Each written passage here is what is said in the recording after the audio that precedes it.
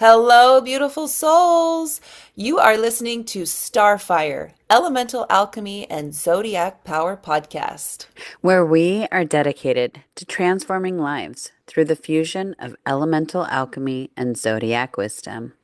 Our mission is to empower individuals to harness their inner strength and cosmic alignment, creating profound shifts in energy and unlocking the true power of their astrological and elemental essence.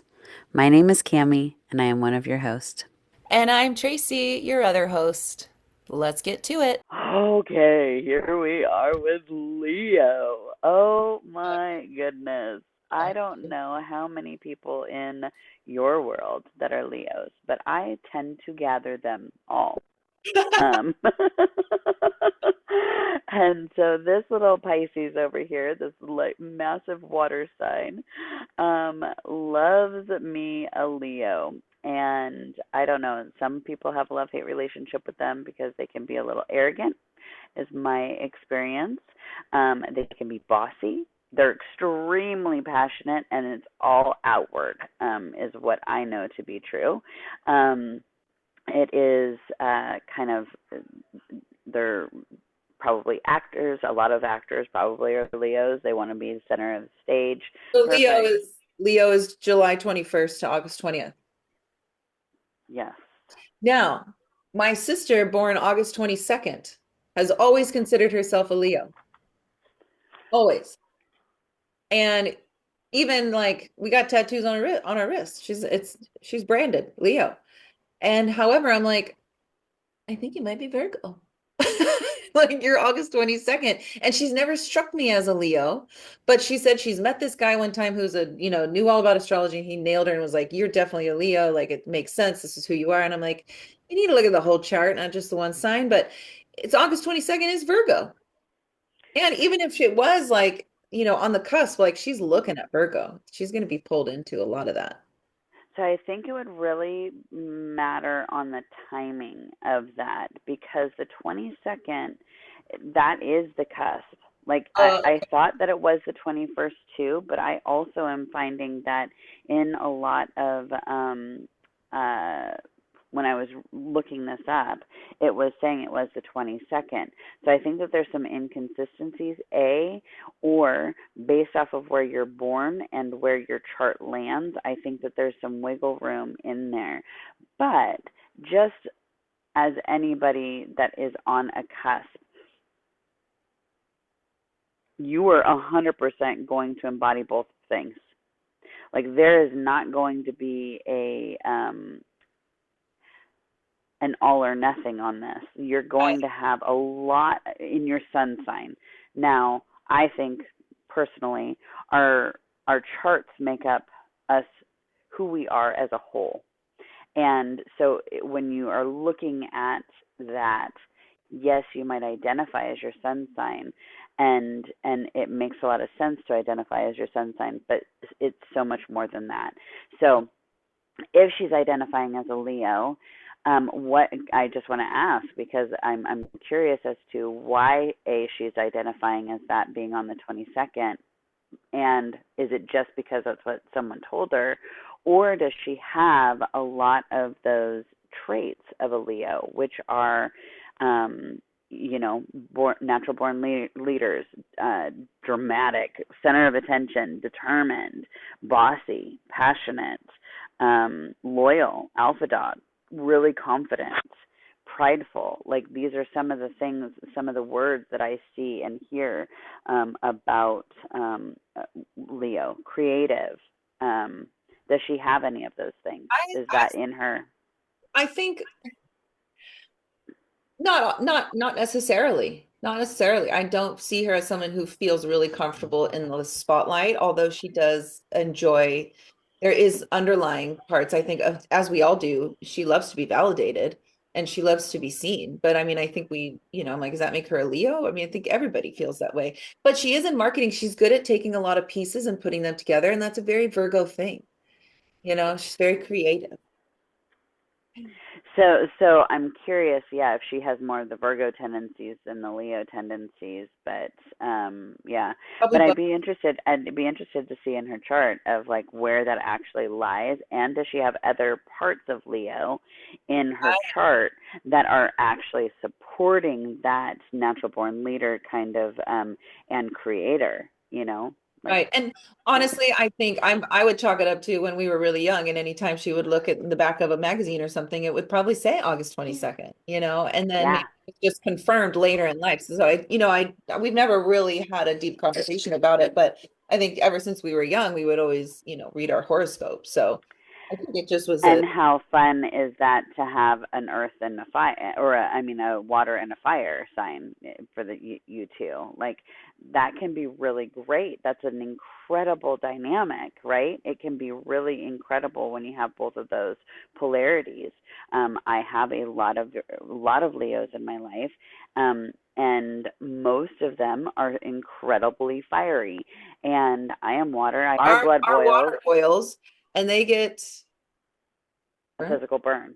Yeah. Yeah, I do think that can happen. So anyway, we're all over the place with Leos. They are fire, so that is and they are also a fixed sign. So do you want to speak on that?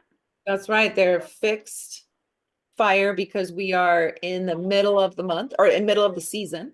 So of Yep. course fixed, and we've just made our way through water. So we start right over again with fire. So fixed water ruled by the sun. And the saying is, I will.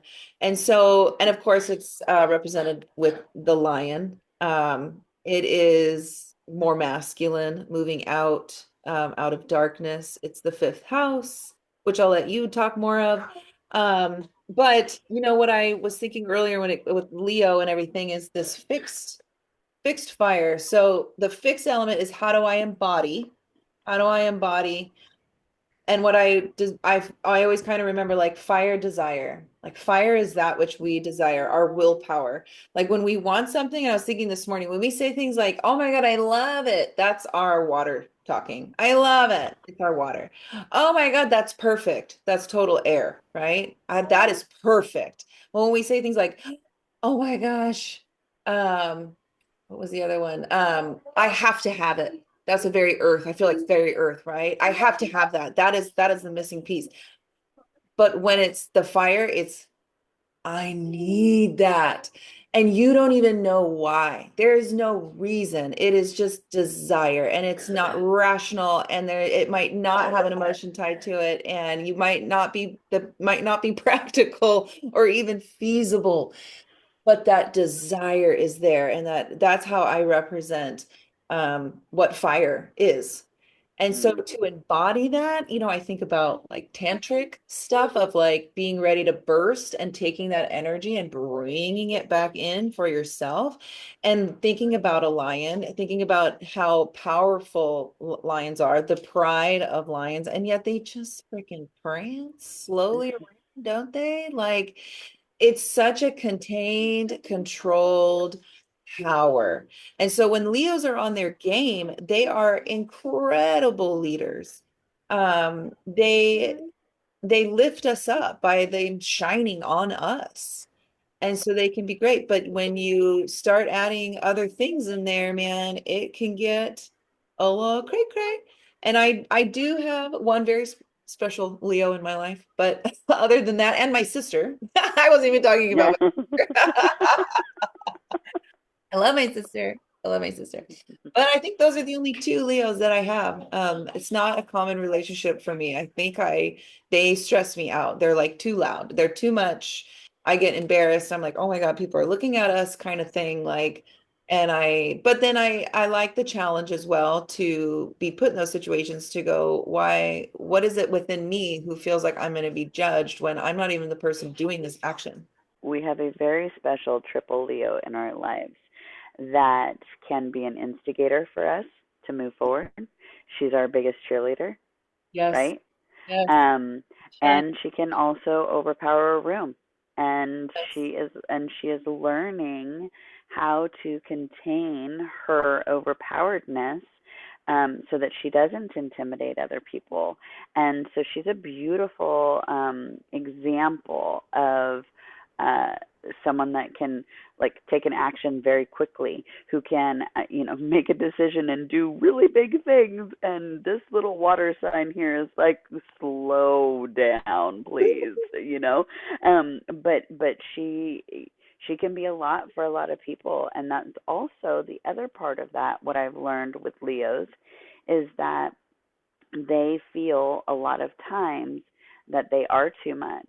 And so that can be like the lower road, or the low vibration of that, is that that is a now contained Leo that is no longer expressing. And so their body most likely is going to have some sort of dis-ease. It is no longer able to outwardly express themselves, so then they internalize those thoughts, feelings, and fears, and it comes back onto them, and can actually be very, very, very harmful. So my husband that I am with now is a Leo. My first husband was a Leo, and my best friend's a Leo. So I have a lot of Leos in my life, and I am a Leo rising sign. So my ascendant is a Leo. And so there is this part of me I never would, and what I love that in my husband's chart, he is a Pisces rising, or a Pisces ascendant, and I'm a Pisces sun sign, and he is the Leo sun sign, and I am the Leo ascendant. And so that's kind of fun for me to see, and where we can maybe do really good in our lives, and also where we can maybe be not so good in our lives. And so it's been this really interesting, again, learning my chart, learning his chart, learning the parts of us that we are really good at, and the things that we're not so good at. And I'm going to just say, in our relationship, and for so long, he overpowered me. Like, just his presence can overpower me, because I am a triple water sign. Like, I am a triple grand trine in water. And so I'm going to retreat the minute that there is any sort of limelight put on to me or onto a situation. And all he's wanting is to have answers. And he just is like, that is just his nature. It's like, I want to know, I'm bigger than life, I'm larger than life, and I have to meet that energetic, or I get to meet that energetic, or I can retreat and not be in my highest timeline, right? And so I think that this is just a really beautiful example of it, like within my own life. The other thing about Leo is that they're ruled by the sun, which is the life force. They are the life force. They are the fun factors. They are the ones that are the showboat. The show must go on. They are going to be really expressive most of the time. A lot of them also, actually, I have another really good friend. She is also a Leo.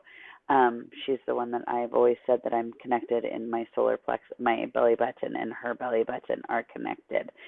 We've done many lifetimes together, and she lives in New Zealand.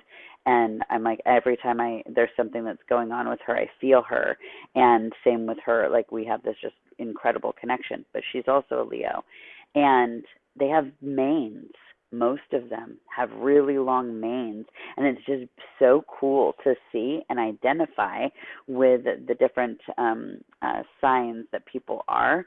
They actually show their outward expression, just naturally happens like that. I don't think it's on purpose. I don't think, because some people don't even know what their signs are, etc. So No, I even have here, I like thick blonde hair, attractive, mm, narrow waist, broad chest, athletic. That's more for Pitta, but that would be a Leo, would be a Pitta from the Ayurvedic understanding. But let's move into Stephen Forrest and see what he has to say about. yes, yes. Okay. So the element fire, mode fixed, archetypes, the king or queen, the performer, the child, the clown. We are what we pretend to be. So, not a lion, but a rock band from Sioux City, Iowa. 6 kids, long on energy, short on experience. Lightning strikes. They get a recording contract. In 2 months, they have an album rocketing up the charts. They open in Madison Square Garden. The house is packed. Thousands of eyes rake the stage. In the dressing room, the band is terrified. Butterflies, stage fright. They step out into the lights, knees weak, eyes rivet them. They strike the power chord. The sound man redlines the volume controls. The audience is on its feet, cheering, clapping hands. Eyes wide as saucers, the band gets the message. Everybody loves them. They play harder and tighter. The audience goes wild. The band picks up that juice, blasts it back. Pretty soon, nobody is thinking about Sioux City, Iowa. So that's really fun. Oh, Stephen, you are so Oh, Stephen. Stephen. And there's so much more in this book. So this is The Inner Sky by Stephen Forrest. So when thinking about that, yes, that is when everything is going right because it makes me think of the Six of Wands. It is the 5, 6, and 7 are all Leo cards in the Wands minor arcana.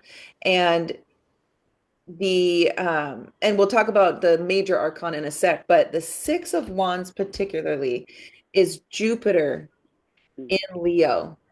And what it is, it shows a man riding on a horse with like a wreath on the horse and a crown or whatever, and he's almost like riding in a parade, and it's victory. And it's about truly being recognized and seen, but not just for what you did, but who you are, because it's that fixed uh purpose of life, right? So these major desires and their soul's purpose, they embody it. It's who they are. They are here to save the world. It's on their shoulders, and they feel that way.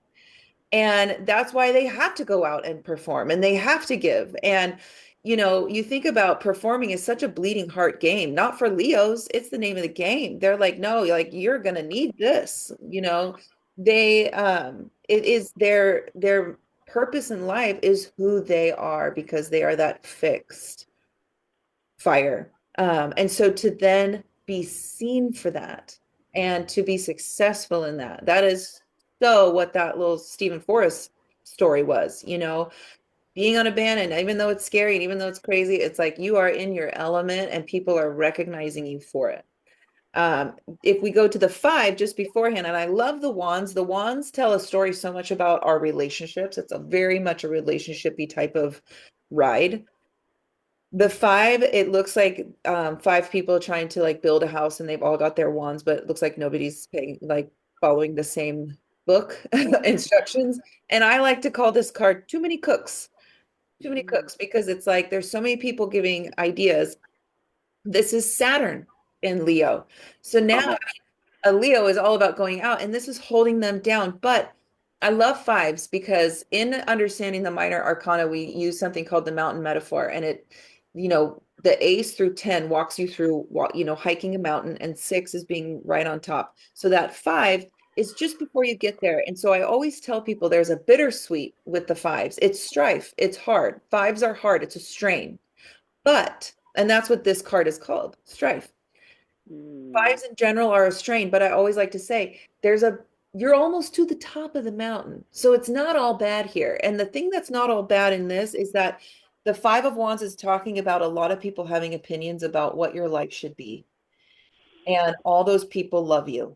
So it's one storyline we could tell is the boy who's 18 and graduating high school, and he has all these ideas of what he's going to go do. His dad has an idea, his mom has an idea, his best friend has an idea, and that amazing teacher who always motivated him has a great idea. And then he has an idea. And that makes 5. I don't even mean to do that, but that's usually about what it is, right? Our mom and dad are ride or die, the one person who gets us, and then ourself. And I get goosebumps because that's so what Yeah. it is. And it's trying to take all that in, and it feels very restricting because it's because of the love that we have for them and the respect that we have for them. What I have written down is like limits and constricts the creative force, right? So if you have an idea of what you want to go to, having other people's opinions, especially those you care about, is going to be so hard. But the psychological difficulties of where am I limiting myself, right? That's the breakthrough. So then you move forward, you get to that 6, right? Now we're in victory because now it's Jupiter. We've just flipped the script. Now we're expanding. We've done it. We've chosen our own way. We went off to that art school and we are living life to the dream. Well, now you come to the 7 of Wands, and it's Houston, we have a problem, right? Mm-hmm. Because once you gain that recognition, as Biggie says, more money, more problems. Now you got problems because now people want a little bit. And so now we're talking about boundaries. So this is Mm. ours in Leo, right? So now the freaking pack is ready to go and hunt. That's 7. They call it Mm. valor. I like to say boundaries, but it's finding the strength and the courage to stand on your own heart and to go to battle for what's important to you. Because once you would in the 5, nobody finds what you find valuable. In the 6, you show people why what you find valuable is amazing. And now in the 7s, now people see it as valuable. They want a little bit. Now they want some. And full chills, eh? Oh, Totally. Full chills. yeah. Yeah. So, I mean, it's like the walk of a Leo. It's that leadership, that leading with grace and pride is really having to stand up. What makes good leaders? People that are told what to do by so many opinions, advisors and people with the money and people we care about. And we have to stand on our own heart and our own mission. And that's when we get success. But isn't it just, of course, once we reach that success, we just get torn back down. But it is connected also to the number 8 card in the Rider Waite Smith deck. In the Thoth deck, it's these cards are switched and they have a different card, and their strength card is actually card number 11, and they call it lust. But not like lusting after Mm. something, it's lust like luster, like a brilliance, like a shining. So same, but different, right? But the strength card, and it's that lion, and the woman is in the white dress with the flowers in her hand. She's taming, the beast, and that's what that fixed fire is all about, right? You are taming the wild beast with your grace. You are taking what your soul's Mm. passion is, and you are embodying it completely. So you have absolute control and grace in going after it. I know, this is so much fun. I totally have full body chills. I do So too. I do too. having someone that is, walking the path from their higher self, really, like that is that beautiful queen or that blonde, beauty that you have that's very regal, that is just so confident in who they are and not second guessing them and not walking over someone. Like it is just their confidence exudes, their kindness exudes, their presence is just this like just magnificence. Um, and so I think that is absolutely what the Leo can strive to go towards in that, and not be prideful and like these negative connotations that a lot of times Leos get is overbearing, and over. I think a lot of them are class clowns. Like they use fun, and silly to get through life because they don't know how to take themselves so seriously with what they don't. Once you have to take a stand for yourself, it's a little bit harder. So it's, I don't know. I just I'm so excited about all of this. The other thing that I know that it's the I will card, but I am a force, and the life force is also what I have for Leo and for the houses, and also the fun factor. I don't know if we talked about being in the 5th house, but that is all about fun and creativity and children expression, pleasure. This is where the house gets to show you how you get to pleasure and how you have fun. So that is what you can ask yourself, like, how do you have fun? How do you, what strikes you for pleasure? Like, I know for the two of us, we've talked a lot about it, but food is something that is an act of pleasure for us. And enjoying that, and it's that embodiment of the food, of like talking about it, of all of it. It's a hobby. It's I don't know. That's just what I keep getting, is like this. There's an excitement and a thrill to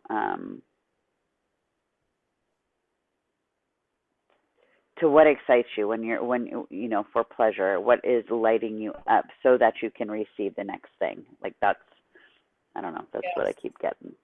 I love that. I love that. All right. I've had a lot more fun talking about Leo than I thought we were going to. Oh, I love that. Do you have anything else for Leos that might have come up for you as you were talking? Okay, Yeah. so I do want to mention, because we're talking about Leo and it's all about children, that if you have been hearing children in the background, it's because there are children in the background. And we've been so worried about trying to edit them out and keep them quiet. But I was watching this, the guy that makes my frame drums. I went to his page and I was looking at all his videos and I was watching him do a drum workshop, and his daughters kept coming in and looking for pots, or like they had taken the pots out to play in the yard, to play picnic and all the things, and kitchen outside. And he's like, "Don't come back in here till you get those pots." I was like, this is brilliant, because he's a dad and that's what he's doing. And like, why we have to be so perfect and like hide ourselves, right? That's not the Leo way. The Leo is just like showing the pride. This is where we're at. We've got kids in the background. They're being loud. They're being loud, but I didn't hear them. But if you did, just know that children are the spark of life, and they remind us to play, remind us to be present in the present moment, and not necessarily always care about what's happening around us. And so that is also the Leo's way. And so I think it was perfect. Perfect. Well, thank you. Thank you for talking about Leo with me. And then the next time we're back, we are moving on to Virgo. Virgo.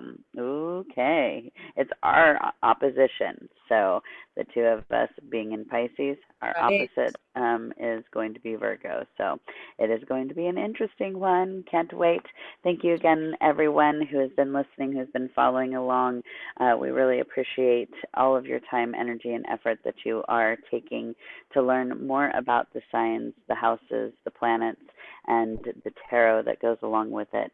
We are just so excited to be here and continue to learn. So thank you. Well said. All right. See you next time. Ciao bella.